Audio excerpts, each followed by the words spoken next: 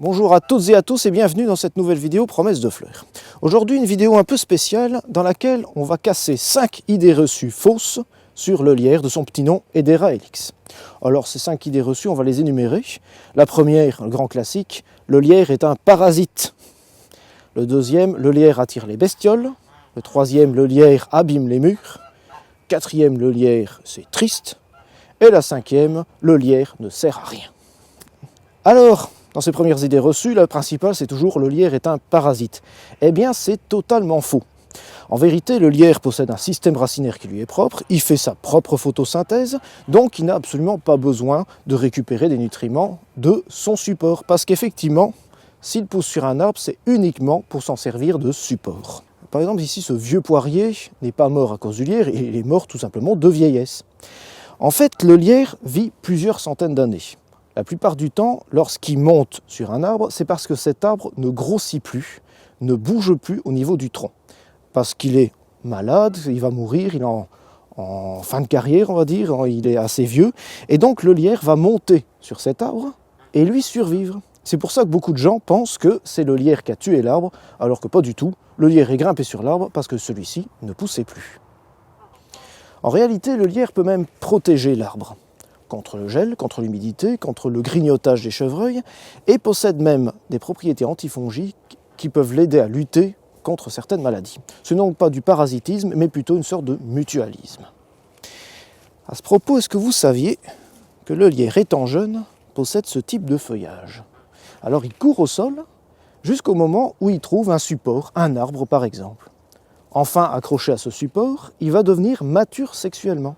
C'est-à-dire qu'il fera ses fleurs aux alentours d'octobre, c'est d'ailleurs un des derniers à fleurir, et fera ensuite aussi ses baies aux alentours de janvier-février. En réalité, un lierre est un véritable écosystème entier. Beaucoup d'insectes sont inféodés au lierre, notamment certains papillons, certaines cétoines.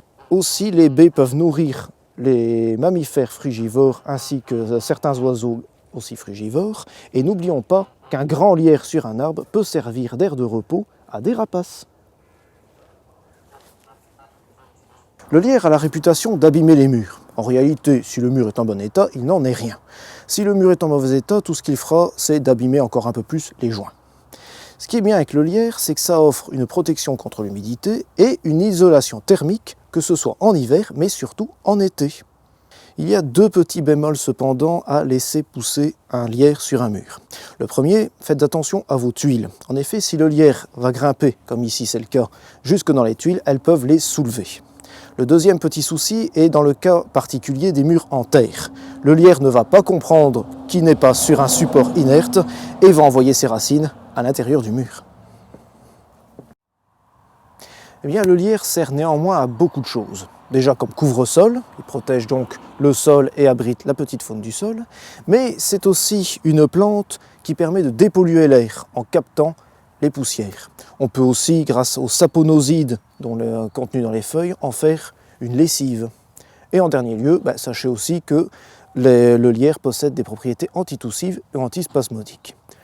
N'oubliez pas quand même que les baies sont toxiques. En conclusion, je dirais que le lierre possède énormément de qualités à la fois esthétiques, mais aussi écologiques. On peut utiliser le lierre simplement en couvre-sol, mais aussi évidemment comme grimpante pour habiller une clôture, un grillage ou tout simplement un mur un peu disgracieux. En bref, je vous dirais de planter du lierre ou tout simplement de le laisser vivre sa vie. Si vous avez aimé cette vidéo, n'hésitez pas à vous abonner à la chaîne YouTube Promesse de fleurs. Vous pouvez aussi nous suivre sur les réseaux sociaux comme Instagram et Facebook et aller faire un petit tour sur notre pépinière en ligne www.promessedefleurs.com.